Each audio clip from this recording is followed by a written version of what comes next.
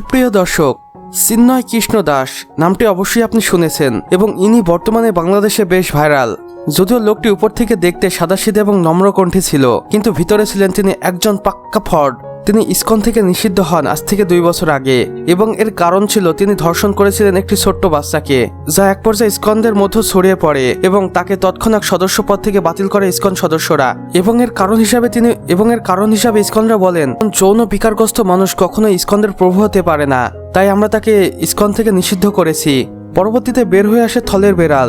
সেখান থেকে আরো জানা যায় ইসকনদের প্রভু খ্যাত চিন্ময় কৃষ্ণ দাস শুধু একজন বালককেই ধর্ষণ করেননি, বরং তিনি ধর্ষণ করেছেন 106 জন নারীকেও।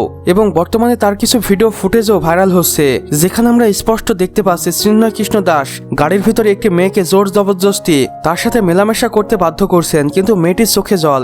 এর থেকেই বোঝা যায় তিনি কোথা থেকে একে আটক করে এনেছেন বা ধরে এনেছেন এবং নিজের স্বার্থ সিদ্ধির জন্য একটি জঙ্গলের ভিতরে গাড়িটিকে রেখে সেখানে তিনি এমন অপকর্ম করছেন।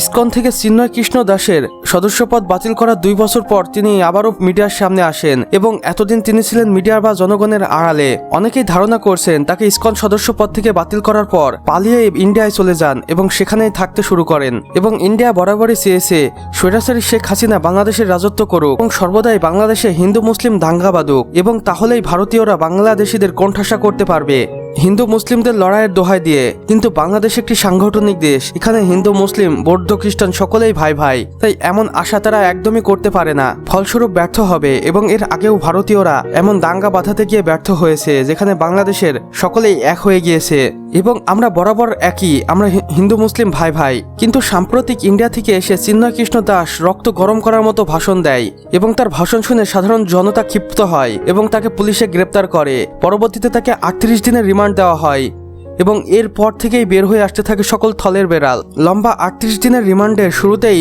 চিন্ময় কৃষ্ণ দাস তার কুকর্মের কথা স্বীকার করতে থাকে এবং বলেন, আমার বাড়িতে রয়েছে বিপুল সংখ্যক অর্থ এবং সোনা, আর্মিরা অভিযান করে তা পেয়েও যায়। আপনারা শুনলে অবাক হবেন তার বাড়িতে কত টাকা পাওয়া গেছে এবং কত ভরি সোনা পাওয়া গেছে।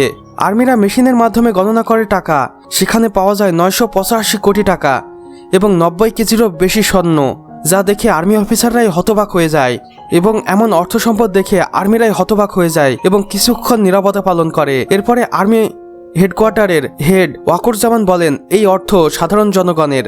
এই অর্থ চিন্ময় কৃষ্ণ দাস বিভিন্ন ছলে বলে কলাকৌশলের মাধ্যমে সাধারণ জনগণের কাছ থেকে হাতিয়ে নিয়েছিল, তাই এগুলো জনগণের হক। বর্তমানে এই অর্থ এবং সোনাদানা সরকারি কোষাগারে রাখা হবে এবং বাংলাদেশের উন্নয়নে ব্যবহার করা হবে। আর তার এসব ঘটনা দেখেই বোঝা যায় চিন্ময় কৃষ্ণ দাস আসলেই একজন ভালো মানুষ ছিলেন না, তিনি ভালো মানুষের আড়ালে ছিলেন নরপিশাচ এবং নারীলোভী একজন মানুষ। সেই সাথে বিপুল সংখ্যক অর্থ হাতিয়ে নিয়েছিল সাধারণ জনগণের কাছ থেকে। চিন্ময়ের এমন অপকর্ম শুনে এবং দেখে ইসকনরা সহ হিন্দুরাও হতবাক হয়ে গেছে এবং বলছে এইটা আসলে কিভাবে সম্ভব। লম্বা 38 দিন রিমান্ডের মধ্যে মাত্র কয়েকদিনই গিয়েছে, এরই মধ্যে চিন্ময় মুখ খুলতে শুরু করেছেন। আশা করি আরো ভয়াবহ তথ্য দিবেন আমাদের। আর সে সকল তথ্যগুলো সম্পর্কে আইডিয়া পেতে বা আপডেট পেতে চ্যানেলটি অবশ্যই সাবস্ক্রাইব করে রাখুন এবং ভিডিওটিতে একটি লাইক করে দিন। আর আপনার মূল্যবান মতামত কমেন্ট বক্সে জানাতে একদমই ভুলবেন না। সম্পূর্ণ ভিডিও দেখার জন্য আপনাকে অসংখ্য ধন্যবাদ।